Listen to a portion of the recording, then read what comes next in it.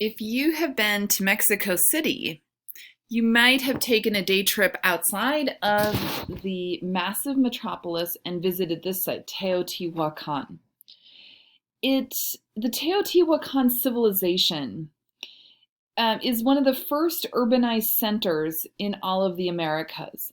And this city, at its peak, was the same size as Rome, about 125,000 inhabitants. It was one of the largest cities in the world, and it contains at least 600 pyramids. So we're just going to look at a few key elements here of Teotihuacan. Like Stonehenge, only a small portion of the site has been excavated thus far, and there's still much to be understood about this site. Similar to the emphasis on the solstices at Stonehenge, there's rituals here that took place on the spring equinox that included dance, song, burning incense, and climbing the Pyramid of the Sun. And we're looking here. So I rotated this so that it's on axis with the photo. This is a picture taken from the Pyramid of the Moon, looking down the Avenue of the Dead to the Pyramid of the Sun that we see rising here in the back of this photo. Let's take a look at the Temple of the Sun, the Pyramid of the Sun. It's constructed around the year 150 CE, so 150 after the year 0. It's 200 feet high and 720 feet on each side of its base. So it's similar in size to the pyramids of Giza, the Egyptian pyramids, but not as high. The colossal pyramid was built atop a sacred cave and was probably built to honor one of Teotihuacan's rulers. The excavations here revealed burials and offerings, and we see again this kind of rough stone, but we have to imagine that it would have been covered with a layer of stucco and paint. Pyramids and buildings at Teotihuacan are built. Oh my gosh, and it's taken me 3 videos to realize that I'm not in presenter mode, so you can see things like click to add title. I apologize, I'm getting back into the swing of things here. But the talud tablero technique of building at Teotihuacan we see represented here in these buildings and then in this diagram, where there is a sloped part of the wall, the talud, and then the vertical tablero, and it creates this kind of telltale stepped appearance in the design. Talud tablero construction can be seen all throughout Mesoamerica. It can be found in Maya pyramids as well, and so we will be returning to this. Now, Teotihuacan we don't know much about this culture. And in fact, that name, Teotihuacan, is the name the Aztec people gave this place. This is a Nahua name. Nahua is the language of the Aztecs, and the name means place of divinity, because the Aztecs, when they come to Teotihuacan hundreds of years later, they see the site of all these massive temples, overgrown in ruins, and they're just amazed at the complexity of this site. And so they believed that this is where the gods created the sun and the moon. And so hence those Nahua, those Aztec names have stuck for us today. All right, let's take a look briefly at a Maya site. The Maya, their territory covers southern Mexico, Belize, Guatemala, Honduras. We're looking at this map here, and we see their first cities emerge 500 years before the year 0. We're going to look at Tikal, one of the most important Guatemalan city-states. It's deep within the tropical forests of Guatemala, and if you're thinking, these kind of comb-shaped pyramid tops look familiar, but I have not traveled to Guatemala, it might be because Tikal was used as the Yavin 4 rebel base in Star Wars in Episode 4, A New Hope. And I bring this up as a kind of interesting pop culture reference here, but also as a reminder that cultures important sacred sites, especially important sacred sites of Black and brown people, are often appropriated without being fully acknowledged, without culture kind of understanding and acknowledging their significance all of the time. All right, let's look at Tikal. At the core of Tikal is what's called the Great Plaza. And we're looking at two different views of the Great Plaza here. It contains two big, tall pyramids. And then onto the side here and here, we see these shorter buildings that are mausoleums. So these are tombs of important leaders.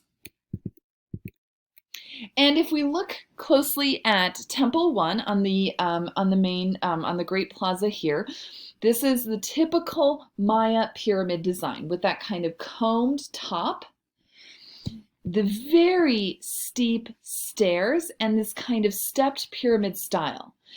Now, you might think, how do people get up and down here? But, you know, the top of the temple, it really is only a small room. These temples were not meant to be kind of large public places, but it would only be the political and religious elites who would be moving up these steep stairs to go perform rituals in these small temple spaces at the top.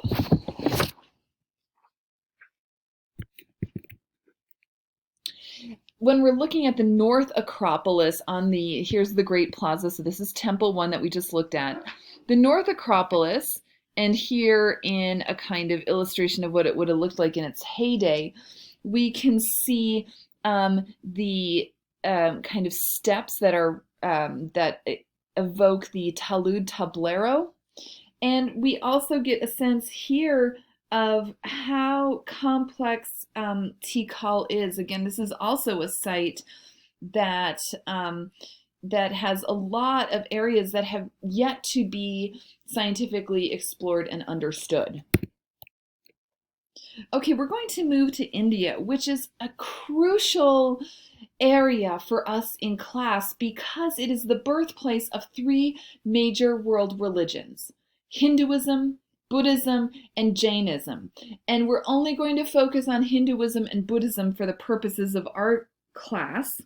But India also sees the arrival of Christianity within the first years after Christ's death, so the 1st century CE. Islam reaches India in the 9th century. Sikhism arises in the 16th century. And so we see this real kind of coming together, this diversity of religious architecture and expressions in India. Now, Hinduism is the older religion, and Buddhism is an outgrowth of Hinduism, but Buddhism has the older visual culture. And so we're going to start there. Buddhism is, we're going to look at one particular type of Buddhist architecture called the stupa. We'll talk about that in a second, but let me give you a little bit of background on Buddhism. Siddhartha Gautama, the first Buddha, he spent his entire early life surrounded by luxuries of the palace, sheltered from ills of the world. And what happens to Siddhartha is he starts to venture outside the palace walls, and he realizes, oh, the world is full of challenges, suffering, pain.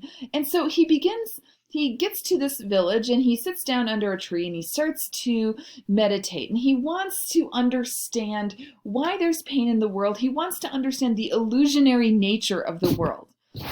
And during his meditation, he achieves an understanding of the meaning of life and a way for people to be released from the endless cycle of samsara, or what is birth, disease, death, decay. And he comes to what are called the Four Noble Truths. This is the basis for the Dharma, the Buddhist law. And the Four Noble Truths you can see here this is kind of Buddhism in a nutshell. Life is suffering. The cause of suffering is desire. The cause of desire must be overcome. Ergo, when desire is overcome, there is no more suffering.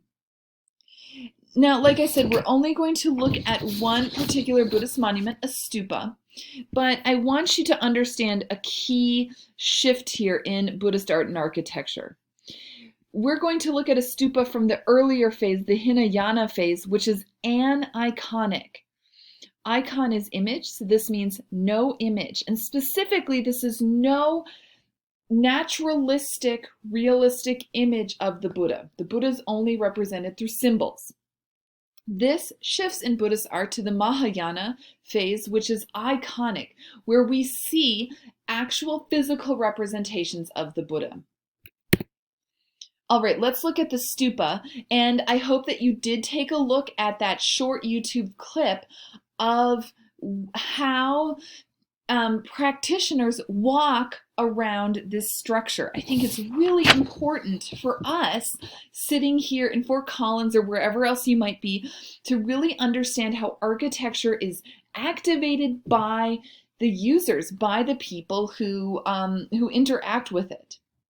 Now, the stupa is a large mound made of stone that typically contains the ashes or some sort of relic of the Buddha or another important religious figure.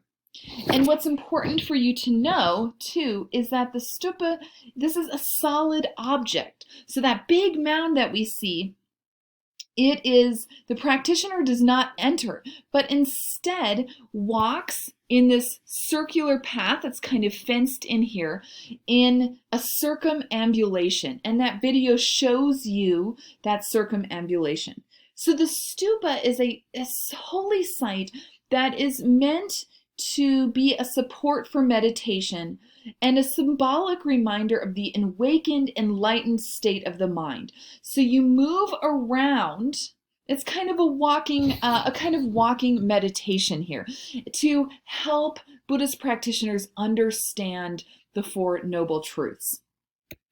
You enter this walkway here through different gateways. And on these gateways, this is where we see the aniconic depictions of the Buddha, because we see all of these low relief sculptures carved into the surface of the gate.